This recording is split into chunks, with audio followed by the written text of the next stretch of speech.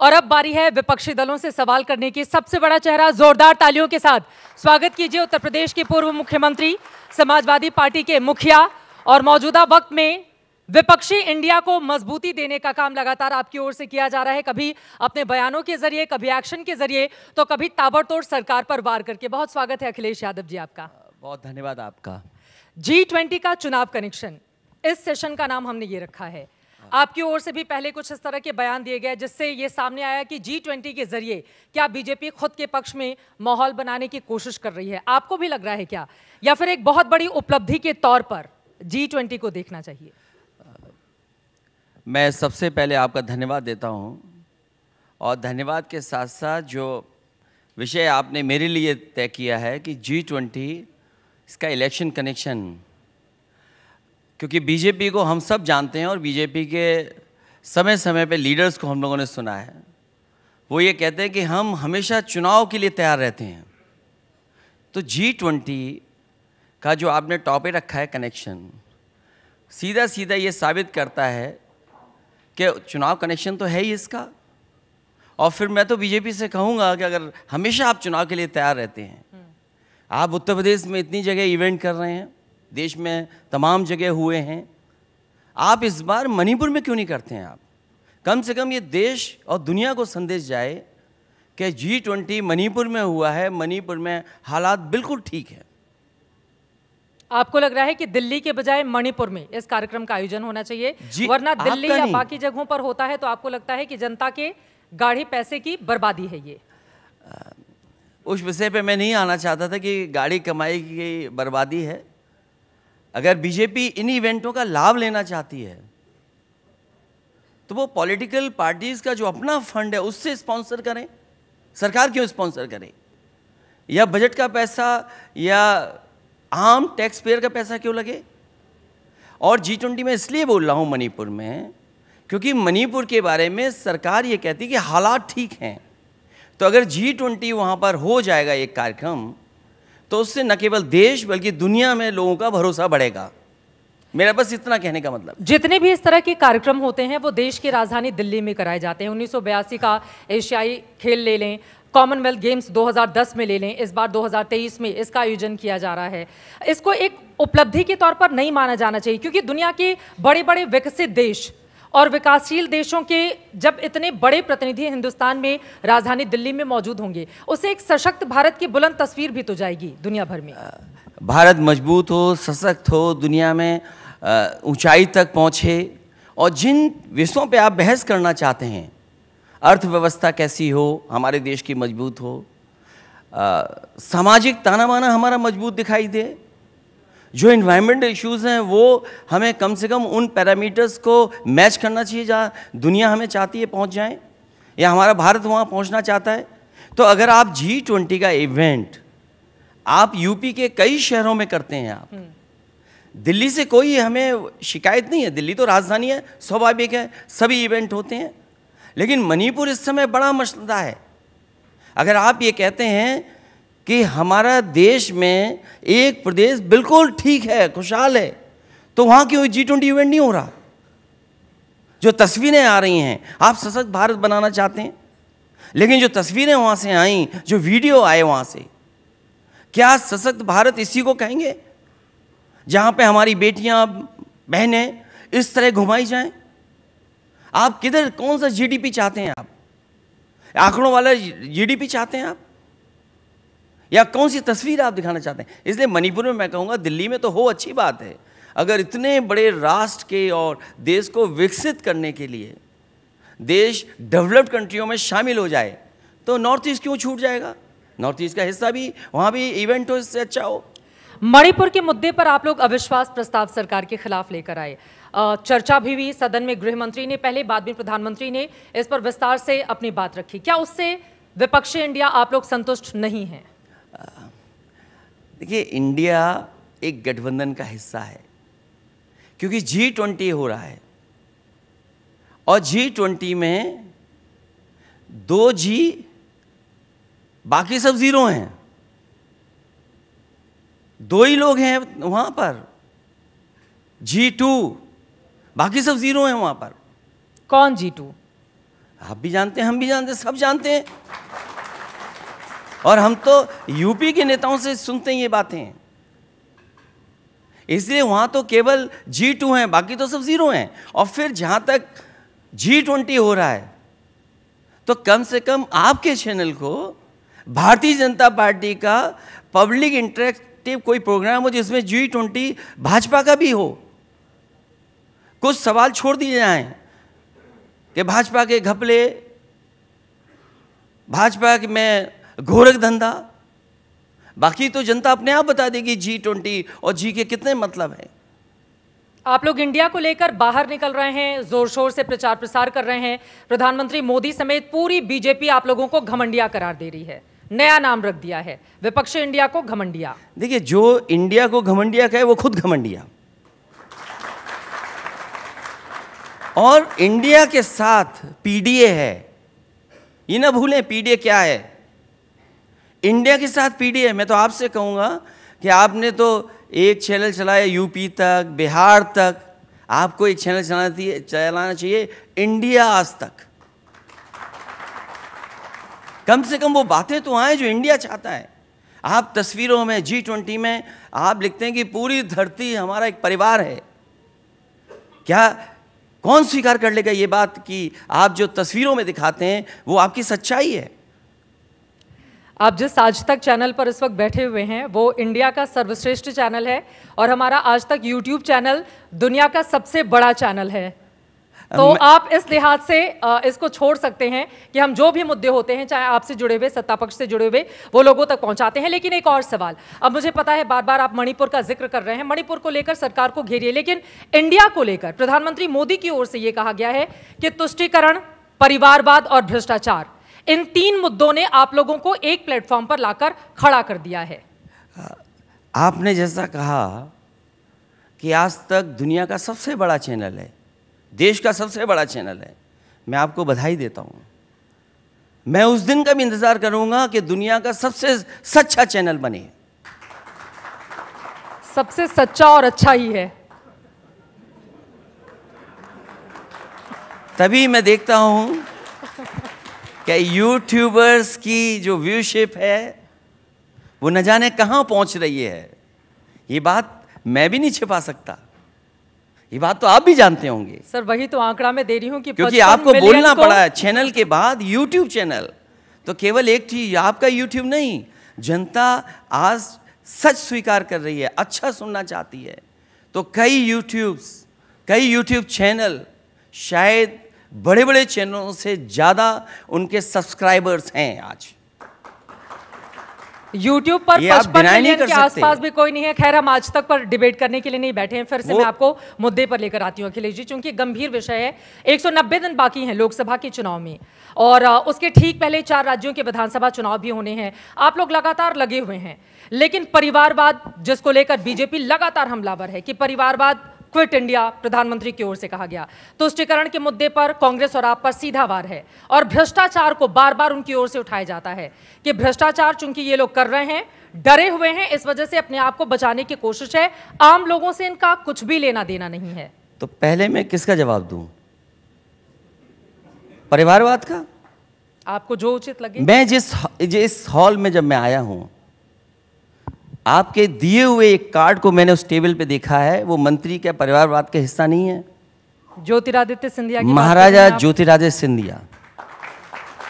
और फिर जिस प्रदेश से मैं आता हूं, मैं तो लोकसभा का सांसद बाद में बना हूं, वहां के मुख्यमंत्री सबसे पहले परिवारवाद की वजह से लोकसभा के सांसद बने, और वहां के मठ के सबसे बड़े उत्तराधिकारी बने।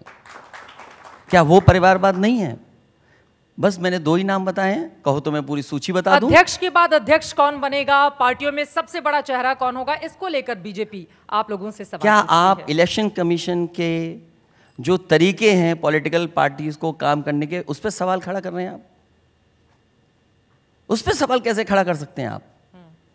अध्यक्ष चुना जाता है, नॉमिनेटेड नहीं होता है, ये बात आपको पता होनी चाहिए। और जो लोग परिवारवाद की बात कर रहे हैं उन्हें ये पता होना चाहिए कि हम लोकसभा की टिकट दे सकते हैं, चुन करके लोकसभा में नहीं भेज सकते किसी को, वो जनता ही भेजती है। इसलिए बीजेपी दूसरों पे उंगली उठा करके अपनी कमियां ना छिपाए। अगर आज देश में सबसे बड़ी परिवारवाद पार्टी अगर कोई है तो वो भारतीय जनता पार्टी है। भ्रष्टाचार कितने और गिनूं में, तुष्टीकरण। कितने गिनूं आप में गिन परिवार। लीजिए, हमारे पास बहुत टाइम है। अगर आप, मैं तो आपसे कहूंगा कि आप वो लंबी सूची जारी कर दीजिए, अगर ये सच्चा चैनल है कि बीजेपी का परिवारवाद कितना बड़ा है। जब भी हम डिबेट करते हैं दोनों ही तरफ की सूचियां जारी करते हैं। अब मैं आ जाती हूं, आपने कहा कि चुना जाता है, लोकतंत्र में जो भी प्रतिनिधि होता है। अगर मैं बीते 4 विधानसभा और लोकसभा दोनों को मिलाकर उत्तर प्रदेश की बात करूं, जहां कि आप 2012 में मुख्यमंत्री भी रह चुके हैं, मेरा आपसे यह सवाल है, बीजेपी 2017, 14, 19 और 22 40 से लेकर 50% वोट शेयर वाली पार्टी रही है। आप बहन मायावती के साथ लड़कर भी बीजेपी जहां 50% हो जाती है 2019 में, आप और मायावती जी दोनों मिलाकर भी 40% को क्रॉस नहीं कर पाते हैं। ऐसी मजबूत पार्टी से अखिलेश जी कैसे लड़ेंगे आप लोग उत्तर प्रदेश में? इंडिया कितनी ताकत लगाएगा इसके लिए? अब तो मैं कहूंगा कि टीआरपी बढ़ाने के लिए पीडीए तक भी चैनल चलना चाहिए, और पीडीए का हिसाब किताब आप लगा लेंगे तो न जाने कहां पहुंच जाएंगे। बताइए। पिछले चुनाव में समाजवादी पार्टी ने बीजेपी का मुकाबला किया अलायंस कर करके, और बीजेपी पर हमसे ज्यादा अलायंस हैं 38 दलों के साथ। नहीं, यूपी में भी हैं जी। तो सोचिए कितने कमजोर हैं। उन्हें उनके सामने झुकना पड़ रहा है जो सुबह शाम बीजेपी को न जाने क्या कहते थे। उनके सामने बीजेपी को झुकना पड़ रहा है। कहने को तो दुनिया की सबसे बड़ी पार्टी है, लेकिन सोचो किनके सामने झुकना पड़ रहा है उनको। अभी वही ओम प्रकाश राजभर आपको कोस नहीं, रहे मैं हैं। उनके नाम के वो नहीं कभी बोल इधर जाते कभी मैं उधर उनके जाते नाम हैं। के लिए नहीं। अच्छा, तो मैं आपसे सहमत हूं, अगर ये बात कह रहे हैं आप तो मैं आपसे सहमत हूं, कभी इधर क्या भाई उधर, अभी उधर फिर इधर। आपके साथ भी आ जाएंगे चुनाव के पहले। और मैं आपसे क्या, जो अलायंस हैं इस बार जनता हराने जा रही है। पीछे मुड़ करके हम देखें, अगर दिल्ली के 10 साल, यूपी के 7 साल हो जाएंगे, आखिर के जनता को मिला क्या? जो बातें कही गई, क्या किसान की आय दोगुनी हो गई?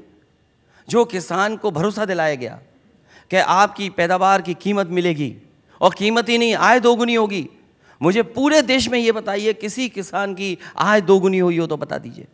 जो लोग आंकड़े पेश करते हैं कि आज एम्प्लॉयमेंट रेट ये है, अनएम्प्लॉयमेंट रेट ये है, करोड़ों को नौकरी दे दी, मुझे बताइए कि कितने लोगों को नौकरी रोजगार मिली है नौजवानों को?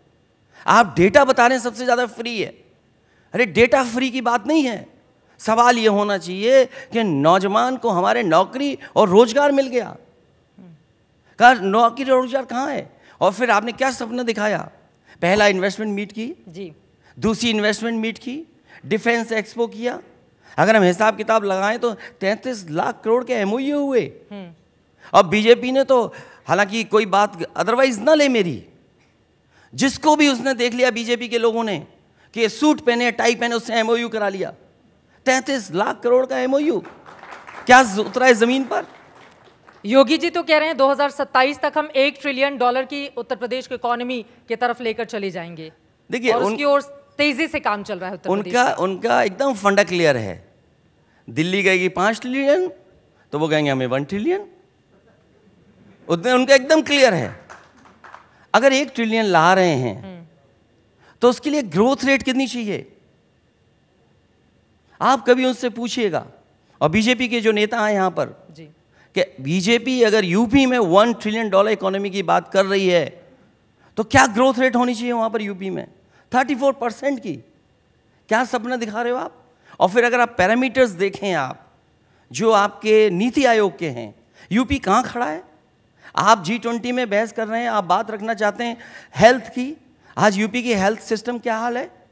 अस्पतालों का हालत देख लीजिए आप। एक जिला अस्पताल अगर बीजेपी ने बनाया हो, दिल्ली और लखनऊ की सरकार ने, यहां पर गरीब का इलाज हो रहा हो तो मुझे बताइएगा आप। एक जिला अस्पताल, और दवाई नहीं, इलाज नहीं। आप कह रहे मेडिकल कॉलेज बना दिया आपने। एक मेडिकल कॉलेज में फैकल्टी पूरी हो, assistant professor, additional professor, professor, आप बताइए। और जिस शहर से आप आती हैं, बताइए एम्स की हालत क्या है? आज के ऑपरेशन हो रहे हैं वहां पर? क्या वहां पर जो मेडिकल कॉलेज बना खड़ा है, क्या वहां के टेक्निकल या जो भी स्टाफ है, जो सहूलियत पीजीआई को मिलनी चाहिए थी, क्या वहाँ के मेडिकल कॉलेज को मिल गई? वहाँ तो एक ही सिस्टम चल रहा है, आप वाइस चांसलर है ना, स्टूडेंट्स आए, वाइस चांसलर को पीटा, खुलेआम पीटा, सोचिए आप। ये है यूपी। इसलिए $1 ट्रिलियन की इकोनॉमी का सपना मत दिखाइए। वो इसलिए कह रहे हैं कि गरीब जनता समझ ही नहीं पाए कि 1 ट्रिलियन क्या होता है। ये 1 ट्रिलियन वही है स्वच्छ भारत जैसा। आप स्वच्छ भारत में आपने कहा कि सबको झाड़ू पकड़वा दिया स्वच्छ भारत में। क्या लखनऊ साफ हो गया? क्या वाराणसी साफ हो गया? क्या गोरखपुर में पानी नहीं भरता? क्या आगरा साफ हो गया? नदियां साफ हो गई? वो पैरामीटर्स कहाँ हैं नदियों के जिनके आपने वादा दिलाया था कि बीओडी अच्छा हो जाएगा, डिसॉल्व ऑक्सीजन अच्छा हो जाएगा, पानी निर्मल अविरल धारा बहेगी गंगा में। आपने नाले नहीं बंद कर पाए। और जो अच्छा काम कर रहे हैं उनको आप बुरा कहते हो कि बुरा काम कर रहे हैं ये लोग। तो $1 ट्रिलियन का सपना दिखाना और फिर एक्सप्रेस वे जो बनाए हैं, कभी बुंदेलखंड एक्सप्रेस वे जाइए आप, और जो बचपन में झूला झूला होगा वो याद आ जाएगा कि कैसे आप झूलते हुए जा रहे हैं उस पर। और जो पूर्वांचल एक्सप्रेस वे, वो समाजवादियों का देन थी, केवल उसमें समाजवादी हटा दिया पूर्वांचल एक्सप्रेस वे। और मैं आज आपके सामने कह रहा हूं क्योंकि यहाँ सरफेस ट्रांसपोर्ट मिनिस्टर आए थे, वो गडकरी साहब आए थे, हालांकि उन्होंने अच्छा काम किया, लेकिन आप उनसे पूछिए कि जो इंडियन रोड कांग्रेस के मानक हैं, उन मानकों के खिलाफ एक्सप्रेसवे क्यों बना? उसकी डिजाइन किसकी चिट्ठी से बदली गई? क्या आपने सेफ्टी से खिलवाड़ नहीं की? अगर आपने एक्सप्रेसवे बनाया तो इंडियन रोड कांग्रेस के हिसाब से आपने मीडियन क्यों नहीं बनाया? सर्विस लेन क्यों नहीं बनाई? और फिर जो $1 ट्रिलियन इकोनॉमी का सपना दिखा रहे हैं, उन्होंने जो गोरखपुर लिंक बनाया है, सोचेंगे क्या क्या कीमत है उसकी? 90 किलोमीटर 6000 करोड़ की बन रही है, जो 22 में बन जानी चाहिए थी, 24 आने वाला है। गडकरी जी यहां पर बोलकर गए हैं कि विपक्षी दलों के लोग भी मेरे काम की सराहना कर रहे हैं। कुछ मुख्य अशोक गहलोत जी का उन्होंने नाम लिया, इसके अलावा कुछ दूसरे राज्यों के मुख्यमंत्रियों का कि जो काम मैं कर रहा हूं, आपने ये कहा। लेकिन मैं फिर से आ जाती हूं उत्तर प्रदेश पे। आपने बहुत सारे मुद्दे बुंदेलखंड से लेकर गोरखपुर, अयोध्या से लेकर दूसरी तरफ के गिना दिए। मेरा ये सवाल है कि अगर इतने सारे मुद्दे बहुत बड़े बड़े बीजेपी के सामने हैं, लोगों के सामने हैं, तो फिर गठबंधन के जरिए उन्हें हराने की कोशिशें क्यों हो रही हैं? मेरा यह सवाल अखिलेश जी आपसे यह है, क्योंकि जब जब आपने गठबंधन किया है, 2017 में यूपी के लड़कों की बात कर लें, समाजवादी पार्टी को कोई फायदा नहीं हुआ। आप 225 से 47 सीटों पर आ जाते हैं। 2019 में बहन मायावती के साथ आपका गठबंधन होता है।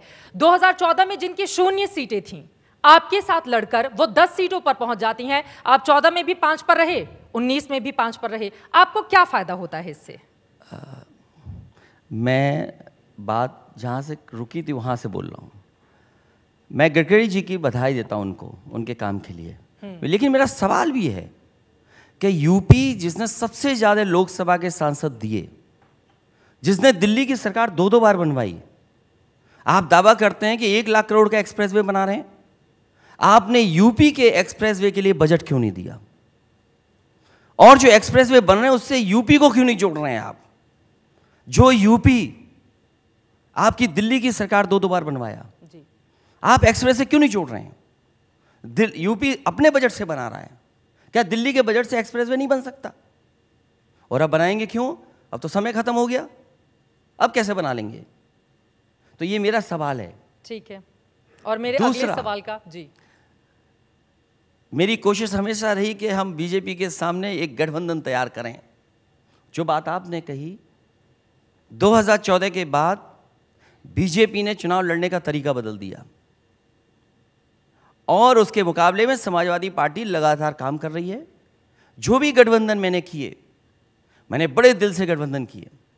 उनको सीट ज़्यादा देनी पड़ी होगी, उनकी पसंद की सीट देनी पड़ी होगी, समाजवादी पार्टी ने गठबंधन किया क्योंकि समाजवादी पार्टी ये मानती है कि बीजेपी बाबा साहब भीमराव अम्बेडकर जी का दिया हुआ संविधान, डॉक्टर राममनोहर लोहिया जी का देखा हुआ सपना और नेताजी के संघर्ष जो उत्तर प्रदेश और पूरे देश के गरीबों के लिए क्या उसका नुकसान पहुंचाने जा रही है, इसलिए मैंने गठबंधन किया। और इस बार भी मैं और दलों से कहूँगा कि बड़े दिल से आएं और समाजवादी पार्टी के साथ जुट करके उसका सहयोग करें और बीजेपी से मुकाबला करें। जब आप बड़े दलों के साथ जाते हैं चुनावी मैदान में, समाजवादी पार्टी को नुकसान हो जाता है, आंकड़े तो यही बताते हैं।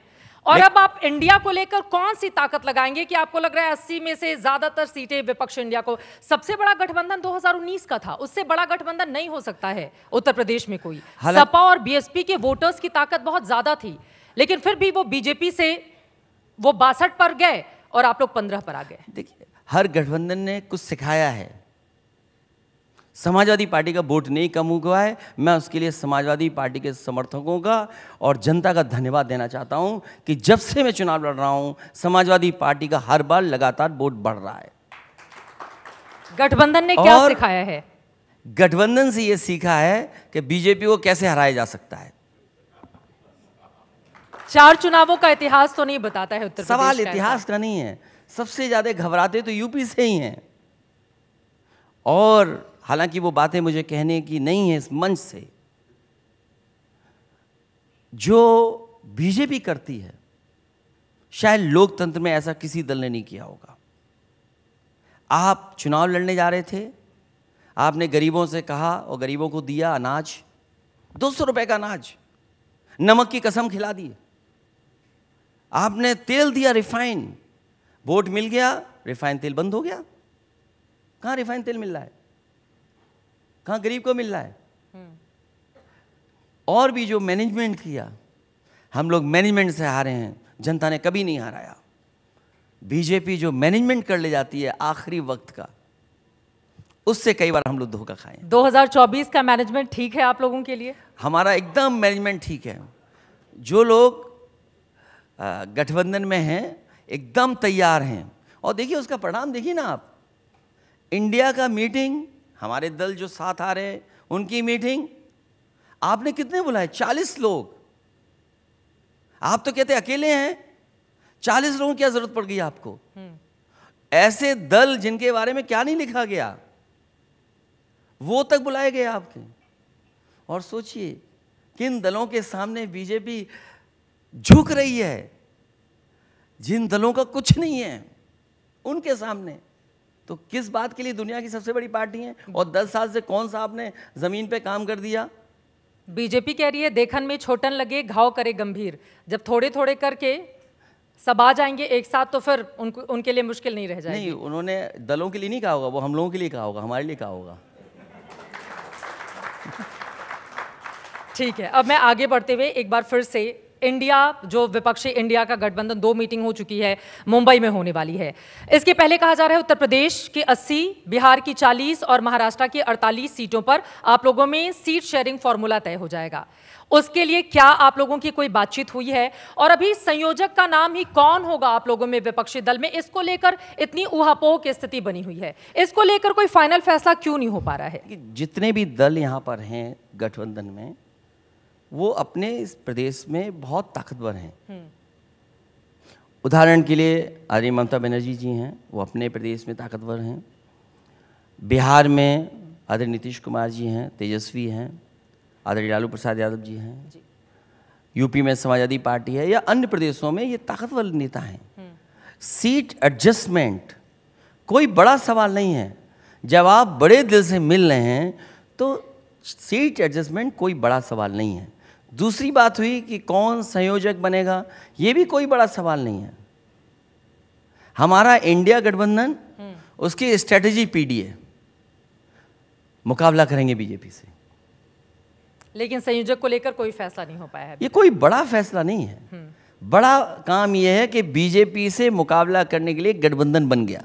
लेकिन जिन 3 राज्यों का आपने जिक्र किया है, उत्तर प्रदेश में अकेले बीजेपी 62 लाती है 2019 में। बिहार की बात करें 40 में से 39 सीटें एनडीए को मिल जाती हैं, हालांकि नीतीश उस समय बीजेपी के साथ थे। पश्चिम बंगाल की बात करें तो वहां की 42 में से 18 सीटों पर बीजेपी जीत जाती है। तो अकेले लड़कर उसको जीतने में इतनी मुश्किलें नहीं है। और जहां पर क्षेत्रीय दल मजबूत स्थिति में है, वहां पर कांग्रेस के लिए क्या है? आप कितनी सीटें देने जा रहे हैं कांग्रेस पार्टी को उत्तर प्रदेश में? ये भी क्या फॉर्मूला है इसको लेकर? यूपी में कांग्रेस को क्या देना, ये भी कोई बड़ा सवाल नहीं है। अपना दिल बड़ा सवाल ये कि बीजेपी को हराना है, ये कोई बड़ा सवाल नहीं है। 80 में से कुछ तो होगा आपके दिमाग में। आप मेरा ट्रैक रिकॉर्ड, क्योंकि उनके पास 1 लोकसभा की सीट है, तो समाजवादी पार्टी कितना कॉम्प्रोमाइज करेगी? आप हमारा ट्रैक रिकॉर्ड देखिए समाजवादियों का। समाजवादियों ने बड़े दिल से, किसी भी दल के साथ गठबंधन किया होगा तो बड़े दिल से गठबंधन किया है। हमारे लिए सवाल नंबर सीट का नहीं है, हमें बीजेपी से मुकाबला करना है। बीजेपी देश के लिए खतरा है। आप बताइए, किसान जो उत्तर प्रदेश का है, धान की कीमत नहीं मिली, क्या धान की कीमत दे रहे हैं आप? हमारे मुख्यमंत्री जी कह रहे हैं हम धान एक्सपोर्ट करेंगे, उन्हें पता ही नहीं था कि दिल्ली ने एक्सपोर्ट रोक रखा है। पहले इन्हें आपस में तो समझाइए। एक कह रहे हैं धान एक्सपोर्ट करेंगे, हम चावल एक्सपोर्ट करेंगे, दिल्ली ने बैन कर रखा है चावल एक्सपोर्ट। गेहूं का रेट सरकार ने कोई खरीद नहीं की, सरकार ने मक्का सूख गई। और एक नए हमारे उत्तर प्रदेश में ट्रैफिक को देखने वाले कुछ नई भर्ती हो गई है, हर सड़क पे दिखाई दे रहे हैं, नई भर्ती है। हर दिन एक लोग मर रहे, एक लोगों की जान जा रही है। कोई दिन नहीं है जिस दिन उत्तर प्रदेश में किसी किसान की, किसी गरीब की या किसी व्यापारी की जान न जा रही हो उससे, सांड की वजह से। मैं नाम नहीं लेना चाहता था यूपी के सांड के बारे में, मैं नहीं बोलना चाहता था, बस मैंने कहा कि नई भर्ती हुई है सड़कों पर। सोचिए आप, वो कहती है नंदी है। अरे हम कैसे कैसे कहें नंदी है, जो ये नंदी क्या जान लेगा एक हर दिन। हमने कहा कि 15 साल से ऊपर वाले पढ़ने लिखने वाले बच्चों के लिए नौकरी रोजगार का क्या इंतजाम है आपके पास? कोई सपना नहीं। जितने बिजली के कारखाने लगे, जितने भी पावर प्लांट्स लगे, सब समाजवादियों की सरकार के देन है। एक भी बीजेपी ने अभी तक, दिल्ली की सरकार 10 साल और यूपी की 7 साल की सरकार ने अगर एक भी पावर प्लांट उत्तर प्रदेश में लगाया हो तो नाम बताइए मुझे आज। ठीक है, जिस सवाल को आपने यहां पर उठाया, अरे मैं कह रहा हूं बिजली नहीं है यूपी में, आपके लिए सवाल आगे ले चलिए। यूपी में बिजली नहीं है, कब आती कब जाती किसी को नहीं पता।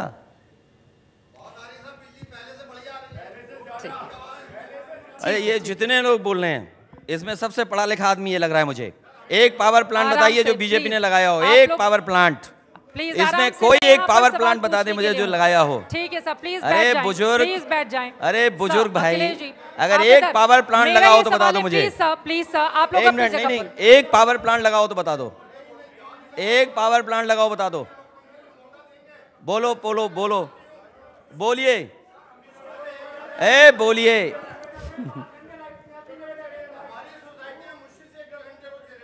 मैं आपसे कह रहा हूं पावर प्लांट बताइए कौन सा लगाए, एक बिजली का बताइए।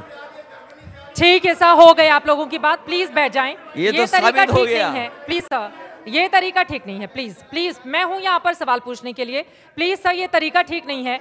एक सेकेंड आराम से, मैं यहाँ पर सवाल पूछने के लिए हूँ। सभी से गुजारिश है, प्लीज सर, प्लीज आप बैठ जाएं। आप हमारे बीजेपी के समर्थक हो तो खुल के कहिए एक पावर प्लांट लगाया आपने, एक पावर प्लांट लगाया हो तो बता दो। मैं इतने लोगों के सामने कह रहा हूं, और मैं नहीं कह रहा हूं, मैं रुका हुआ हूं। अपना व्हाट्सएप कर लो, मैसेज कर लो और मुझे दिखा दो। यहां पर मैं खड़ा हूं, बैठा हूं यहां पर। अगर एक भी पावर प्लांट बिजली का लगाया हो तुम्हारी सरकार ने तो बता दो हमें। अब क्या दाएं बाएं देख रहे हो इधर उधर? मिलाओ व्हाट्सएप, फोन मिलाओ। ठीक है, मैं फिर से लौटती हूं अपने अगर एक पावर प्लांट लगाया हो बिजली का तो मुझे बता दो आप। बाबा सोलर प्लांट लग रहे हैं, भाई भगवान, इनको क्यों आप डेलीगेट बनाते हो? आप सोलर प्लांट की बात कर रहे हैं। आराम से सर, प्लीज एक सेकेंड नाम बता दो मुझे, नाम बता दो प्लीज प्लीज प्लीज, नाम बता। मैं तो बीजेपी से कहूंगा कि अपना समर्थक भेजें, तो पढ़ा लिखा समर्थक भेजें। अखिलेश जी, आप मेरे सवाल का जवाब दीजिए। अनपढ़ समर्थक ना भेजें। ठीक है सर, मैं आ जाती हूँ। आप कह रहे हैं कि बिजली नहीं है, ये बड़ा मुद्दा है, लेकिन वही सवाल आकर खड़ा हो जाता है। फिर ये जो तमाम मुद्दे हैं, चाहे महंगाई हो, बेरोजगारी हो, मैं आपसे ये सवाल पूछ रही हूँ। 2022 में सांड का बहुत बड़ा मुद्दा था, आपने किसानों का मुद्दा उठाया। लखीमपुर खीरी में किसानों का मुद्दा कितना बड़ा था, बहुत सारे ऐसे मुद्दे सिलसिलेवार तरीके से खड़े थे। उसके बावजूद जब विधानसभा का चुनाव होता है, बीजेपी 250 सीटें क्रॉस कर जाती है, समाजवादी पार्टी 111 पर रह जाती है।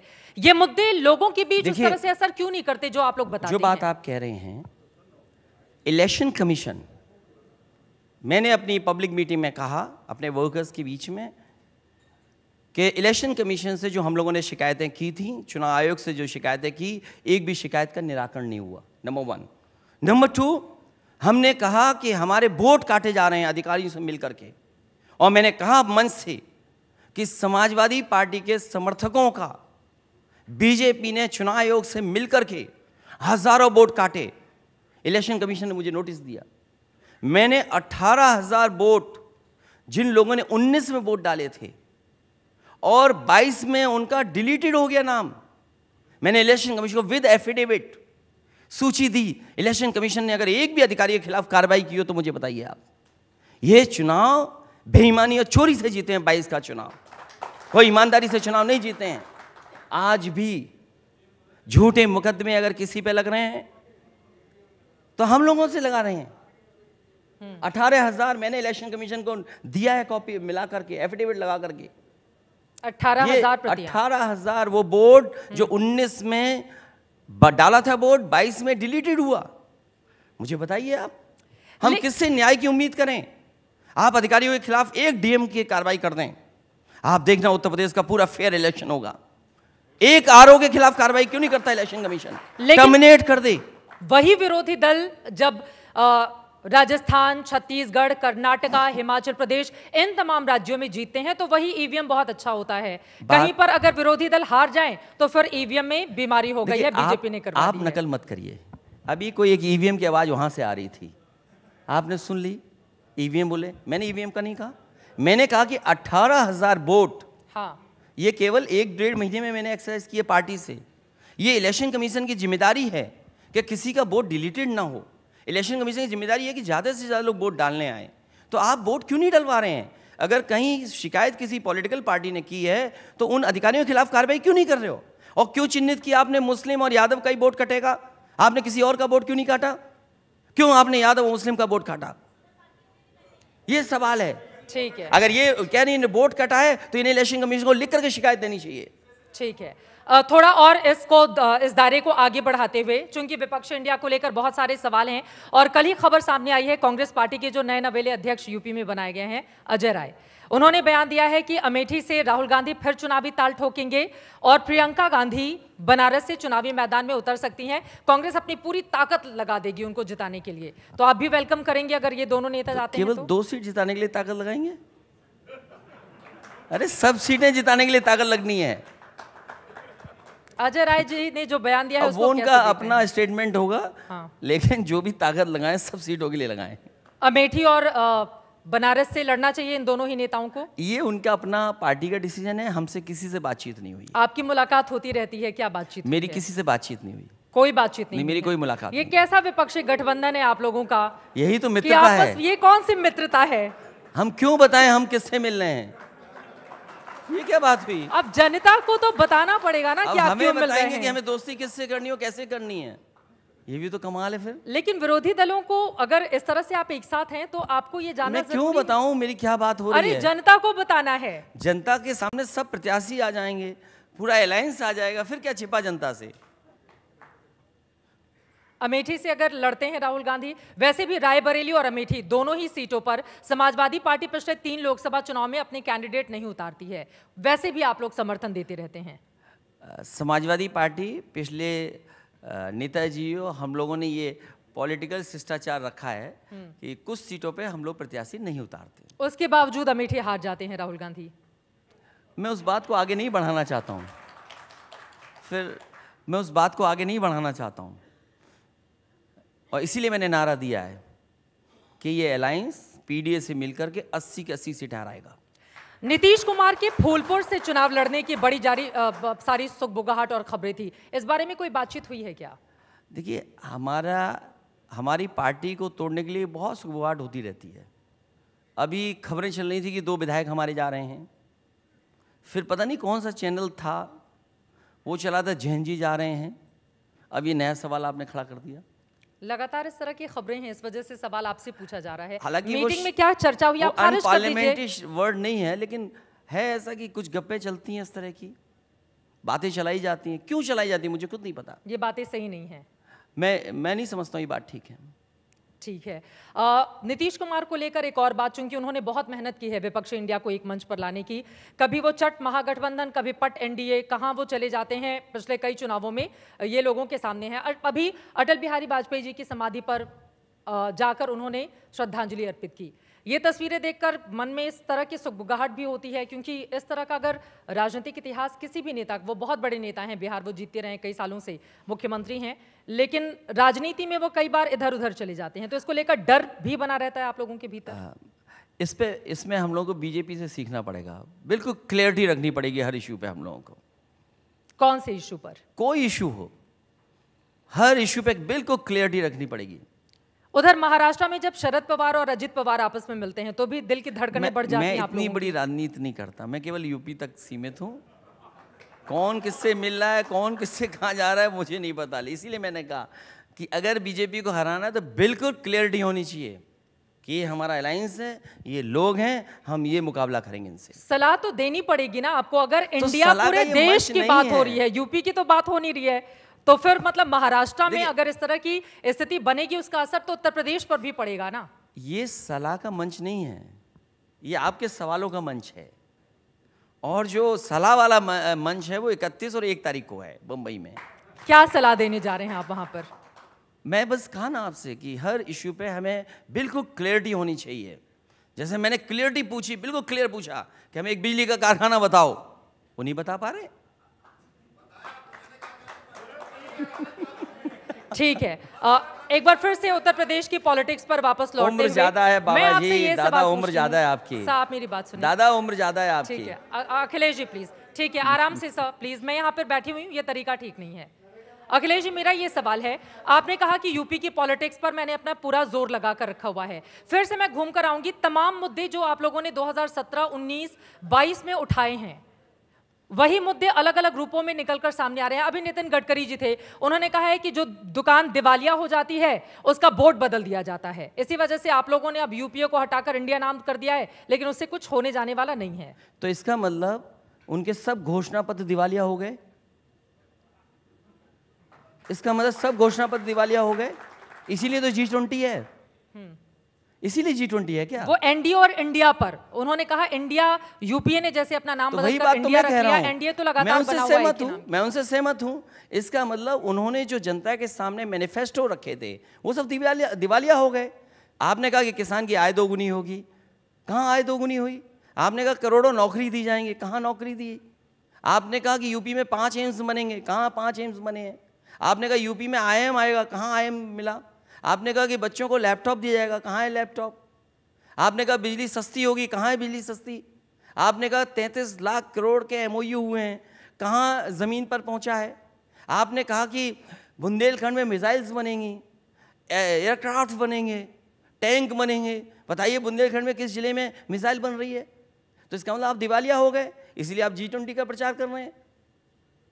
2/3 आबादी वाले मुल्कों को G20 रिप्रेजेंट करेगा, तो इतनी बड़ी ताकत होगी, तो इस वजह से वो प्रचार कर रहे हैं। क्या कम से कम G20 के मुद्दे पर सत्ता पक्ष और विपक्ष को एक सुर में बोलने की जरूरत नहीं है? आपने कहा 85%, मैं सहमत हूं 85%। तो इस देश की महिलाएं, इस देश के पिछड़े, इस देश के दलित, क्या ये 85% की आबादी नहीं है? क्या इनके बारे में नहीं बोला जाएगा? तभी तो मैंने कहा एक चैनल ये भी चलना चाहिए PDA तक, तो आपके न जाने कितने व्यूअर बढ़ जाएंगे। सर अब राजनीति में जातिवाद रहने दीजिए, कम से कम चैनलों तक जातिवाद लेकर मत आइए। मुझे याद आ गया, देखिए आपने बिल्कुल सही सवाल पूछा मुझसे। इसी तरह एक बहुत प्रतिष्ठित अखबार ने मुझसे यही सवाल पूछा था और एक लाइव चैनल पे वो भी हुआ था। देखिए अगर आप 85% दुनिया की एक गरीबी आबादी की बात कर रहे हैं, तो देश की जो 85% आबादी जो गरीब है उसके बारे में भी तो सोचना पड़ेगा। उनका सामाजिक स्तर क्या है? क्या उनके बीच में पढ़ाई लिखाई पहुंच गई? क्या उनके स्वास्थ्य सेवाएं बेहतर है उनके बीच में? तो अगर उनके बारे में हम कास्ट सेंसस कहें तो क्या गलत कह रहे हैं हम? और बिना कास्ट सेंसस के उनको सामाजिक न्याय दे पाना मुश्किल है, उनको बराबरी पे लाना मुश्किल है। विपक्ष इंडिया में बात हुई है कि आप इसको भी लेकर लोगों के बीच जाएंगे? बिल्कुल हम जा रहे हैं, और ये अभी का मुद्दा नहीं है। जब कांग्रेस सरकार में थी उस समय भी नेताजी, आदरणीय लालू प्रसाद यादव जी, शरद यादव जी या दक्षिण भारत के जितने नेता थे इस बात को कह रहे थे। और जो बात आप कह रहे हैं, बड़े बड़े विद्वानों ने कहा है कि हमारे देश की समस्या पॉलिटिकल नहीं है, हमारे देश की समस्या सामाजिक है, सोशल इश्यूज हैं हमारे समाज की प्रॉब्लम। और मैं जातिवाद का आप पे आरोप नहीं लगा रहा हूं, न जातिवाद की बात करता हूं मैं, लेकिन मैं ये कहना चाहता हूं कि जो बाबा साहब भीमराव अम्बेडकर जी ने संविधान दिया, जो डॉक्टर राम मनोहर लोहिया जी ने सपना देखा, उसका कैसे सपना पूरा होगा? आखिरी व्यक्ति के लिए आप कैसे मुख्य धारा में खड़ा करेंगे? जो लोग आखिरी व्यक्ति को मुख्य धारा में खड़े होने की बात कहें तो उन्हें जातिवादी से कहते हैं। इसलिए मैं वो प्रतिष्ठित अखबार और वो प्रतिष्ठित चैनल के बारे में नहीं कहना चाहता हूं। मैंने उनको वहां जवाब दिया था कि मुड़ करके देखिए, जिस 85% की आप बात कर रहे हैं, आपके अखबार में कितने हैं वो लोग? बीजेपी कहती है कि जब जब हम गरीबी की बात करते हैं कि गरीबों को सशक्त बनाना है, मजबूत बनाना है, न उसमें धर्म देखना है, न जातिवाद देखना है। ठीक बात है, अच्छी बात है। वहीं आप लोग फिर पीडीए लेकर आ जाते हैं। आप अगर सबका साथ कह रहे हैं तो बिना गैर बराबरी खत्म किए सबका साथ कैसे संभव है? मुझे कोई समझा दे ये बात। जिन 80 करोड़ लोगों तक फ्री में अनाज पहुंच रहा है वो जाति और धर्म देखकर तो पहुंच नहीं रहा है। जो सड़कें नितिन गडकरी जी यहां पर गिना कर गए हैं कि कश्मीर से कन्याकुमारी तक का प्लान है, दूसरी भी तमाम बातें, उसका भी सभी इस्तेमाल करेंगे। जो शिक्षा के क्षेत्र में भी बीजेपी की ओर से तमाम बातें जो कही जा रही हैं अपनी उपलब्धि के तो तौर जो पर। एक्सप्रेस वे समाजवादियों ने बनाया, जो देश का आज भी सबसे बेहतरीन एक्सप्रेस वे है, क्या वो हमने जाति देख करके बनाया? क्या किसी जाति की लेन अलग बना दी मैंने? क्या इन लोगों ने आरोप लगाया था कि मैं जातिवादी हूं? मैंने 3x660 super critical thermal plant न जाने कितने लगाए यूपी में। क्या मैंने जाति देख के वो प्लांट लगाए थे? मैंने लैपटॉप डिस्ट्रीब्यूशन किया, क्या मैंने जाति देख करके लैपटॉप डिस्ट्रीब्यूशन किया? अभी सदन में मुख्यमंत्री की ओर से आप पर इस तरह के आरोप लगाए गए और कुछ सवाल पूछे गए। मुख्यमंत्री जी सदन में ये कह रहे थे कि 46 में 56 यादव हो गए। हाँ। अरे भाई, 46 में 56 वो यादव कैसे हो सकते हैं? सोचो, मुख्यमंत्री जी कह रहे 46 में 56, 56 में 46 की बात। नो, 46 में 56, 46 में 56 कहा उन्होंने? ये बात मैं नहीं कह रहा हूं, वो तो on the floor of house है, रिकॉर्ड पे है। तब तो मैंने कहा कि बताओ कहां 46 में 56 है। और आपको भी ये एकदम आर्काइव में देखना चाहिए कि मैं बात गलत तो नहीं कह रहा हूं। बीजेपी की ओर से कहा गया स्लिप ऑफ टंग, 56 में 46 की वो बात कर रहे थे। तो वो भी Anyway, सूची दे दें। आगे बढ़ते हुए अगर 46 में 56 स्लिप ऑफ टंग है, हाँ। तो 56 में 46 की सूची दे दें। उनके आरोप पूरी तरह से खारिज कर रहे हैं आप? खारिज नहीं, झूठ बोलते हैं वो। अखिलेश यादव जी क्या लोकसभा का चुनाव लड़ेंगे? चुनाव लड़ना चाहिए। कहां से लड़ेंगे? पार्टी तय करेगी। पार्टी का सबसे बड़ा चेहरा आप हैं। चुनाव तो होते ही इसलिए कि चुनाव लड़े जाएं। आजमगढ़ से लड़ेंगे या कन्नौज से लड़ेंगे? बहुत सीटें हमारे पास, मैं कहीं से भी लड़ जाऊंगा। कुछ हमारे दर्शकों को भी यहाँ पे ब्रेकिंग न्यूज देकर जाइए, वहां पर आपके कार्यकर्ता और लोग भी सुन रहे होंगे। कहां से आपका दिल कहां से है लड़ने का? पार्टी तो तय कर लेगी। देखिए, दिल, घर, अपनापन कई लोकसभाओं और उत्तर प्रदेश के कई क्षेत्रों से है, तो पार्टी और आखिरी वक्त पे तय करेंगे कहाँ लड़ना है। अगर इनकी किसी की इच्छा है तो वहाँ भी लड़ लेंगे, जो एक नाम आ रहा है। अगर इच्छा है तो वहाँ भी लड़ लेंगे। आप बता दीजिएगा। नहीं नहीं, कुछ इच्छा है कुछ लोगों की, जो पावर प्लांट नहीं बता पाए, उनकी इच्छा बहुत है। आप कहां से, मतलब कहां की बात कर रहे हैं? वाराणसी की, कन्नौज की, आजमगढ़ की? कुछ एक तो बता दीजिए। ये पार्टी तय करेगी या हम बाद में फैसला लेंगे जब तारीख आ जाएगी। राहुल गांधी, प्रियंका गांधी से क्या बातचीत होती है आपकी विपक्षी गठबंधन को लेकर? मेरी कोई बातचीत नहीं होती। अगर बातचीत होती भी होगी तो मैं बता नहीं पाऊंगा। आमने सामने जब आप लोग जाते हैं तो कुछ तो बातचीत होती होगी कि कैसे हम आगे बढ़ेंगे। स्वाभाविक है, बात होती। किसी भी नेता के सामने हम जाते हैं, चाहे बीजेपी का नेता हो, उससे भी तो बात होगी ना। तो अपने जो दल के गठबंधन के साथियों से स्वाभाविक बात होगी। क्या बातें होती हैं? ये बात क्यों बता दूं मैं, क्या बात होती है? सर, आप विपक्षी गठबंधन के बड़े चेहरे हैं, तो पता चलना चाहिए ना कि अंदर आप लोगों की क्या बातचीत हो रही है, कैसे हराएंगे बीजेपी को। हमारा जो गठबंधन, आपने बिल्कुल सीक्रेट बना के रखा हुआ है। ये कोई सीक्रेट नहीं है। नहीं, कोई सीक्रेट नहीं है, उसमें कोई बोलने की बात नहीं है, सीक्रेट नहीं है। हमारे गठबंधन की बात होती है और हम चाहते हैं कि सब मिलकर के चुनाव लड़ें और अच्छी बात होती है। मायावती जी से आखिरी बार आपकी कब बातचीत हुई थी? जब उन्होंने गठबंधन तोड़ा था, उस समय आखिरी बात हुई। 2019 का रिजल्ट निकलने के अगले ही दिन? नहीं, अगले दिन नहीं। मैं जब आजमगढ़ में अपने मतदाताओं को और जिन्होंने बहुजन समाज पार्टी के प्रत्याशी को और मुझे जिताया, जब मैं धन्यवाद देने गया तब मुझे मंच पे पता लगा कि गठबंधन टूट गया है। लेकिन मैं धन्यवाद देता हूँ, उस समय बीएसपी के कैडर के जितने लीडर्स थे वो एक भी मंच छोड़ के नहीं गए। उन्होंने कहा मैं ये स्वीकार नहीं कर सकता कि समाजवादी पार्टी के समर्थकों ने वोट बहुजन समाज पार्टी को नहीं दिया, इसलिए एक भी उनका कैडर का नेता या जो लोग आए हुए थे कार्यकर्ता एक भी सभा छोड़ करके, एक भी मंच छोड़ करके नहीं गए थे। ये सबसे बड़ी जीत समाजवादियों की हुई उस दिन। बिना बहन मायावती के क्या विपक्षी इंडिया उत्तर प्रदेश में अधूरा नहीं रहेगा, क्योंकि न वो एनडीए में है अभी, न वो इंडिया में है अभी? देखिए, उस पर मैं बहस नहीं करना चाहता हूँ। हमारी लड़ाई बड़ी है और बड़ी लड़ाई में हम कोई कन्फ्यूज़न नहीं चाहते। आप चाहते हैं कि वो साथ आएं? मैं कोई कन्फ्यूज़न नहीं चाहता बड़ी लड़ाई में। उनको लेकर क्या कन्फ्यूज़न है? कोई कन्फ्यूज़न नहीं, लेकिन मैं कोई भी अलायंस में कन्फ्यूज़न नहीं चाहता हूँ। इसलिए मैंने कहा कि बहुत क्लियरिटी के साथ जाएंगे तो चुनाव में लड़ा जाएगा और मुकाबला किया जाएगा। लेकिन कोशिशें तो होंगी, क्योंकि उनका अपना एक बड़ा वोट बैंक है और वो बड़ा चेहरा कई बार मुख्यमंत्री रह चुकी हैं। तो जब बुआ भतीजा की जोड़ी इतना कमाल करने के लिए 2019 में सबके बीच जा रही थी, तो 2023-24 में फिर वो इतनी दूरी कैसे बन गई आप लोगों के बीच में? कोई कारण नहीं, ये पॉलिटिकल रास्ते हैं अलग अलग। हम बीजेपी से मुकाबला करना चाहते हैं, लेकिन कई बार मुझे ये लगता है कि जो उनकी रणनीति है वो बीजेपी से रणनीति मिलती जुलती है। ये आरोप लगा रहे हैं बहुत मैं गंभीर आरोप नहीं लगा रहा। मैं जब ज़मीन पर प्रत्याशी देखता हूँ या ज़मीन पर काम देखता हूँ या ट्वीट देखता हूँ, तो मुझे लगता है कि कहीं ना कहीं इस तरह की बात कुछ है। इसलिए मैं कोई कन्फ्यूज़न अलायंस में नहीं चाहता हूँ। बहुत क्लियरिटी के साथ जनता के सामने चुनाव लड़ने जाना चाहता हूँ। तो जनता यही सवाल फिर पलटकर आप लोगों से पूछेगी ना कि चुनाव में जब जाना होता है तब आप लोग गठबंधन कर लेते हैं, चुनाव के 2 दिन बाद दोनों के रास्ते अलग अलग हो जाते हैं, तो फिर वो एनडीए के मुकाबले इंडिया पर या विपक्षी दलों पर क्यों भरोसा करे? इसीलिए मैंने कहा कि बिल्कुल क्लियरिटी के साथ और इश्यूज को लेकर के जनता के बीच में जाना चाहते हैं। 3 सबसे बड़े इश्यूज कौन से होंगे 24 के? किसान, बेरोजगारी, महंगाई। और महंगाई तो इतनी है कि देखो आज टमाटर की कीमत क्या है।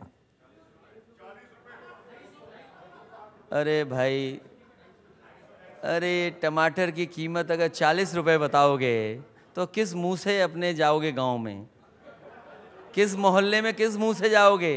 वो वीडियोस, वो न्यूज़, वो लोगों की बातें हैं, वो सब कुछ पता है। और फिर क्या हुआ? आराम से सब, प्लीज प्लीज। हमारे बुजुर्ग 60 साल से ऊपर हो गए, मैं कुछ कहूंगा नहीं उनको। ठीक है, मैं क्लियर कर देती हूँ, जो महंगाई मैं क्लियर कर देती हूँ सर। 220 रुपए किलो टमाटर था, ये बिल्कुल सही बात है, लेकिन अभी मौजूदा वक्त में काफी रेट उसके गिर गए हैं। तो ये दोनों की ही बातें सही हैं जो दोनों पक्षों की ओर से बात आ रही है। लेकिन लोगों ने, मैं इस बात को इसलिए उठा रहा हूँ, जिस समय 200 रुपए से ज्यादा टमाटर था, पार्टी के वर्कर ने उस मुद्दे को उठाया। आपने दुकानदार के पिता को और बेटे को दोनों को जेल भेज दिया आपने, केवल ये बताने के लिए कि टमाटर महंगा बिक रहा है। दुनिया के लोकतंत्र में मुझे एक जगह बता दो जहां महंगाई के सवाल पर अगर कोई सवाल करे सरकार से तो आप उसको जेल भेज देंगे? दुकानदार को, आप पिता को और बेटे को दोनों को जेल भेज दिया आपने, और फिर आपने पुलिस लगा दी मंडी में, दुकानदारों के घरों के दुकान के सामने पुलिस लगा दी और कहा कि इससे ज्यादा बेच नहीं सकते आप। सोचिए आप, आपके पास कोई जवाब है? कोई जवाब नहीं है। क्या सरसों की तेल की कीमत क्या है, दालों की कीमत क्या है, और जो सब्जियों की कीमत क्या है? अरे आपको मिल गई, लेकिन मुनाफा क्या किसान को मिल रहा है क्या? ये जो चिल्ला रहे हैं, हमारे मुख्यमंत्री जी भी कह रहे थे कि टमाटर बहुत मुनाफा आ रहा है यूपी में। मुझे एक किसान लाइए यहां पर और बताइए जिसको टमाटर का मुनाफा मिला हो। एक किसान बता दो पूरे यूपी का। ठीक है, वक्त हमें इतने की इजाजत देता है, लेकिन 3 सवाल और रह गए हैं। छोटा छोटा आंसर मैं आपसे चाहूंगी। पसमानदा मुसलमानों को लेकर बीजेपी तेजी से आगे बढ़ रही है और उनके बीच लगातार काम कर रही है। आपको लग रहा है कि मुस्लिम वोट बीजेपी अब उस पर फोकस कर रही है, तो फिर आप लोगों के लिए मुश्किल होंगी? बीजेपी को सब जानते हैं, जैसा आपने कहा शुरू में कि वोट के लिए देखो क्या नहीं करना पड़ता। बीजेपी देखो वोट के लिए क्या नहीं कर रही, किसको गले मिला रही है और किसके लिए क्या कह रही है। जिन कामों को समाजवादियों ने किया, उस समय बीजेपी कहती थी कि दिवाली और जाने क्या क्या नारे दिए थी, दरार पैदा की थी उन्होंने। इसलिए हर वोटर समझदार है कि बीजेपी की चाल क्या है, उसकी रणनीति क्या है। राम मंदिर बनकर तैयार हो जाएगा 2024 जनवरी में, उसका उद्घाटन प्रधानमंत्री करेंगे, तो क्या आपको लग रहा है माहौल उस समय से बदलेगा बीजेपी जैसा कि उम्मीद कर रही है? उसमें मुख्यमंत्री जी आएंगे? अब पूजा में गए थे तो उसमें भी आएंगे ही। तो अच्छी बात है, अगर बना है भगवान का मंदिर तो सब जाएंगे दर्शन करने। आप अयोध्या नहीं जा रहे हैं अभी? मैं अयोध्या अभी होकर के आया। कैसा आज तक चैनल दर्शन है आपका? करने के लिए, दर्शन करने के लिए राम मंदिर जहां पर रामलला विराजमान है वहां पर दर्शन करने से क्यों बचते हैं अखिलेश जी? ये आपको किसने बता दिया? चुनाव के समय भी यही सवाल किया गया था। मैंने कहा कि मैं दर्शन भी करूंगा और दक्षिणा भी दूंगा, लेकिन बना के तैयार करो। लेकिन इसके साथ साथ जो हमारा मंदिर बन रहा है वहां भी आपको आके दर्शन करने पड़ेंगे। भगवान तो सबके एक है, आप भी बना रहे हो, हम भी बना रहे हैं। आप अपने यहाँ बुला रहे हो, हम अपने यहाँ बुला रहे हैं, उसमें क्या गलत है?